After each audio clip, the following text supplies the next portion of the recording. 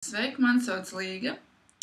Man ir 26 gadi, un uz Dāniju es atbraucu pirms nedaudz vairāk kā 3 gadiem. Atbraucu, lai mācītos koledžā multimediju programmā. Par izglītības iespējām Dānijā es uzzināju no sava drauga, kurš jau šeit studēja kādu laiku. Un tad, runājot ar viņu, viņš man ieteica braukt uz Dāniju.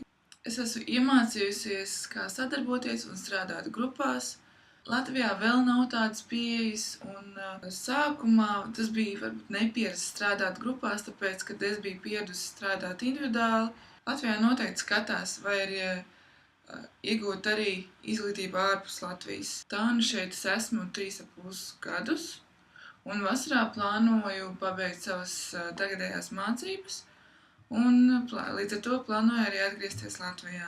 Latvijā es ceru sameklēt darbu atbilstoši manai izglītībai. Cilvēks ir uzdrošinājies, aizbraucis, pierādījis sevi un atgriezies Latvijā, varbūt palicis Dānijā.